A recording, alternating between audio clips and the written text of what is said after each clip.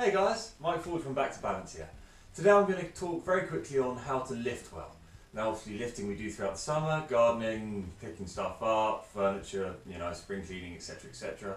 And even from small things to big things, there's always a chance of injury if you don't do it properly. So we're going to go through the few kind of essential points of how to lift well, what to do before you start lifting, and I'll demonstrate a few of the lifting techniques as well for you. So the first one is, what is good lifting? Good lifting depends on your body type. A 90-year-old person compared to a 15-year-old person will be able to lift in very different ways. Firstly, make sure that the load that you're choosing is appropriate.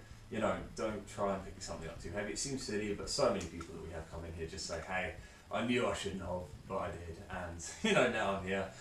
So that's the first top tip. The second thing that I'd suggest is avoid really compromising movement. So, lifting something straight in front of you is a very different prospect to the spine to lifting something a little bit off or behind you, or twisting and lifting. Twisting and lifting is one of these classic ones that is almost always one of the causes of spinal damage. When people have lower bone density in older age, or if people have lower flexibility through their spine, as soon as they twist and lift, they really put a lot of pressure on some of the joints through there. No twisting and lifting, keep very straight right in front of you, and you'll see that in the demonstration a little later on. Next, I would say flexibility is kind of one of the most important bits. The first thing in the morning, a lot of your muscles are still very tight. They might be holding throughout the night. It might be stress that's causing them to tense up, or you're just going to sleep having not stretched. But if you go to lift and those muscles aren't prepared to loosen and move, you are forcing other areas of your body to do that movement. Stretching before you lift is so important, and just testing the movement out first.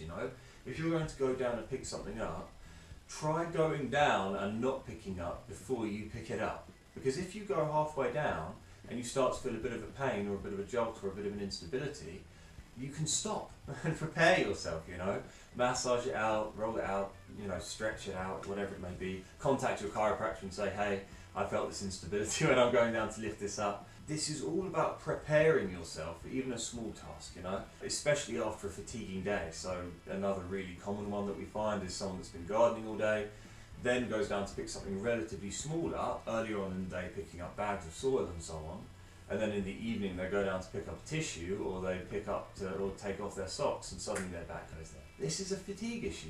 Your body was probably telling you earlier on, I'm a bit achy, I'm a bit sore, be gentle with me. If you don't prepare yourself for that movement, or just sort of do it supportively, recognising your back's a little tired, lying on your back for example to do it, it will tell you about it, and if you push it too hard, it will get a little bit injured. That concludes this little bit. I'm going to do some demonstrations. So guys, let me demonstrate a couple of lifting fundamentals. So let's say I'm going to lift this clock up. It's a silly thing, but if I bend like this for the clock because my legs are tired, I've got a chance of my back going. If my legs are feeling fresh and I bend from the hip, I'm fine, and the back's very supported. And that extends to any weight of thing or any level of movement. So I'm picking something heavy up from the floor.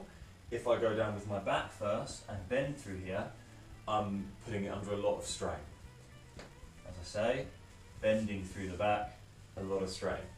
If the back isn't bent and stable, but instead I'm using my legs to get me down lower, and then putting a little bend in the back where necessary, I'm much more supported. And in the same way, on the way up, the back wants to straighten first, and then the legs to do the movement to lift. And this is very important, because then these guys are the ones doing the majority of the movement, and you're much less likely to injure your legs doing a supported lift than you would be doing your back. The last thing that I'll suggest is just stretching. We have multiple other flexibility exercises, hamstring stretches, quadricep stretches, back stretches on the YouTube site. Get a hold of them, have a look at them, and do them before you next lift. Alright guys, any questions in the comments, we'll answer as many as we can, and see you next time.